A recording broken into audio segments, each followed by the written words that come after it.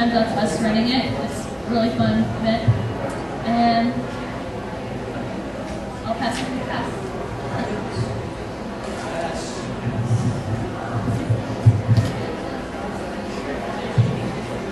Well, let's see how I can start with this. I'm Wayne Hardy. I'm one of the founders of TASS 23 years ago. We came out with a mission to try to promote Japanese animation in America, and we apparently succeeded, but beyond our wildest dreams, because now it's pretty well mainstream and mainline. We started out with 6 people in a room in the Student Union at the University of Arizona. The club grew to over 300 active members. We have put people in the industry. Let's see, there's Jay Parks, Ken Flanagan, Pam Ferdy, and a bunch of others that are actually, they've set up subtitling studios. They've actually moved on into the professional world. You can run to the conventions as actually heads of corporations that are dealing directly with animation now. So we have a pretty good track record of what we did. We also introduced the concept of doing more than just sitting and showing screens. People would show up and say, okay, what do you want to watch? And we'd say, no, this has to be a participatory thing where people would get involved and do what they want to do. And we kept it kind of open as to what people should do. We started costuming. We did many other activities. We used to charter buses and go to conventions, so we had that many people showing up. We participated in the conventions, all the different contests and everything that you could run there. Pretty well, a lot of that. We were actually into subtitling at one time too. We subtitled a whole bunch of episodes. We did it all on our own. We wrote our own software when we had to do it back then. Now you can just torrent it off of the internet and you have no problem with it, which is interesting. It's quite illegal sometimes too. But we'll ignore that one. Actually, we had always gotten permission from everybody in the industry. They know us very well. And we've never had a problem ever screening anything. And we've worked with them directly to say, okay, please don't show Cowboy Bebop, because that's one of our big mainliners, and we would do that for them. And they come back to us with other stuff later on, because we cut them some slack. And we found the industry was pretty easy to work with as long as we're shooting straight with them.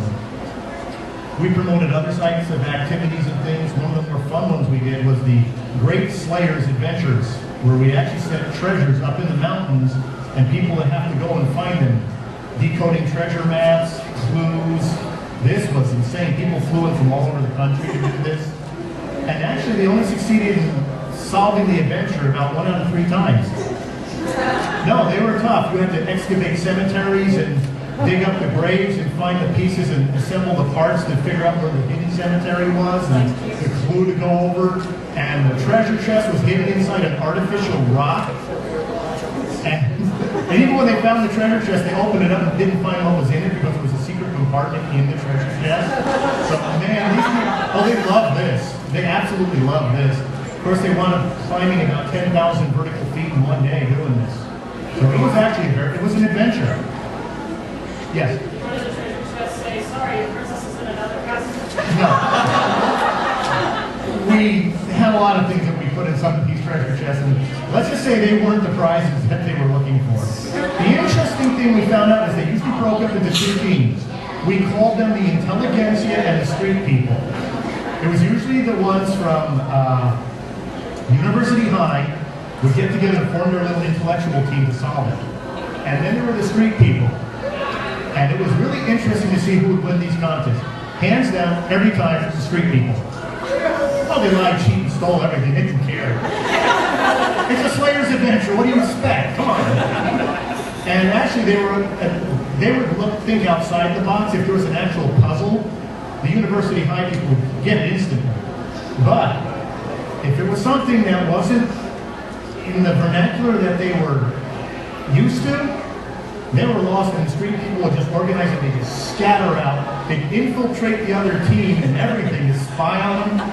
Oh, this was terrible. Yeah. So this was really it was a lot of fun when we ran them. And now let's see. Now there's a convention here, which is rather amazing. We used to go to a lot of the conventions, but unfortunately a lot of them are now catering to the corporations and not the fans. I have a big problem fans, there wouldn't be any conventions here. And I've always been in the direction of promoting animation through the people that watch it and what they want to do instead of what the corporation's trying to sell you. Because sometimes they don't mix. And I'll turn it over to Dan now, because I'm just the trustee. I'm gonna let these guys run it now. Essentially what Wade was going over there was specifically, it's all for the fans, and pretty much that's it. It's for the fans. It's for the fans in the community, of fans in Tucson and Southern Arizona all together. Now for anything in particular, Wade goes by the idea that are you a sharer or are you a hoarder? Meaning that if you're a sharer, it's going to be basically for the fans. If you're a hoarder, you're going to be in the corporate type. And that's what we believe in. We only believe in being a fan community.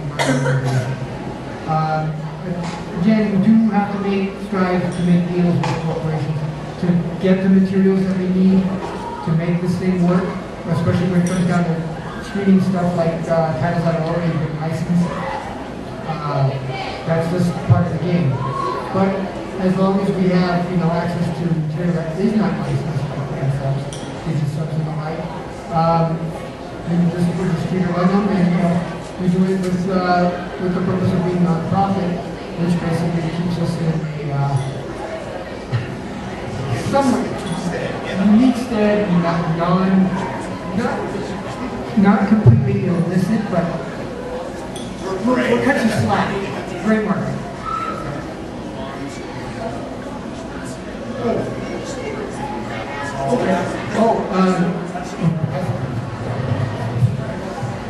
Some of the things that we have accomplished, let's see.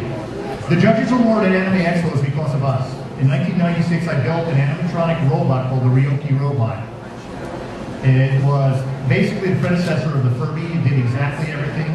It could think, it could talk. It didn't like me, it would flip me the ear or something like that. It could move its eyes around, it could recognize you, it had an artificial intelligence in it, 9 servos, and it cost about $5,000 of parts.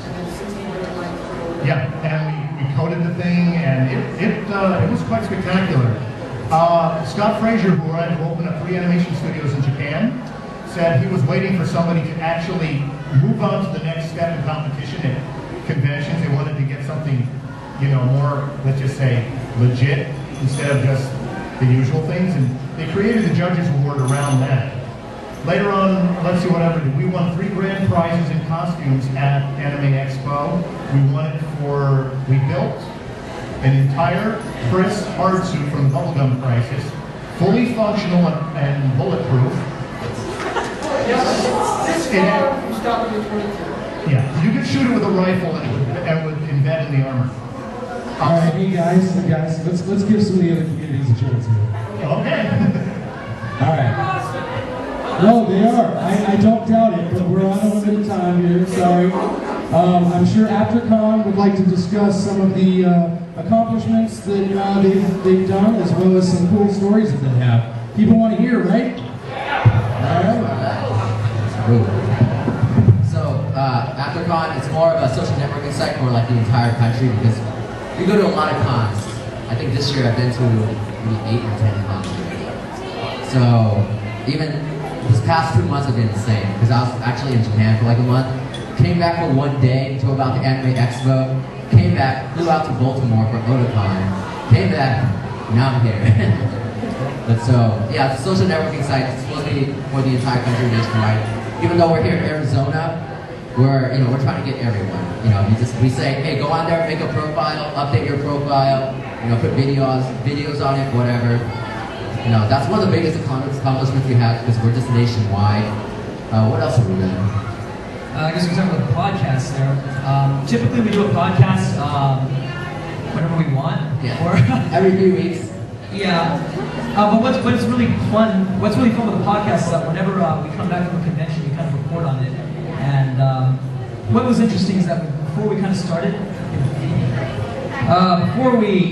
when we were just doing the podcast, we decided to look at other podcasts and just kind of figure out what's going on and like how to make our podcasts interesting and fun. And we decided to try to cut it down to maybe 15 15, 30 minutes. Oh, yeah. Okay. Well, I guess, everyone's a little bit different because I listen to AZHP's podcast as well, and theirs is like an hour, sometimes even longer. So I guess, it's just different tastes. If you like longer podcasts, definitely AZHP is definitely for you there. But I guess for us, we did it because it was also easier on energy because it's just a long time. Yeah, we also have other reporters that go to cons and report for us as well. So, I know we do a lot of interviews. Like I went to SunaCosu, I interviewed Hangry and Angry, Quiroga,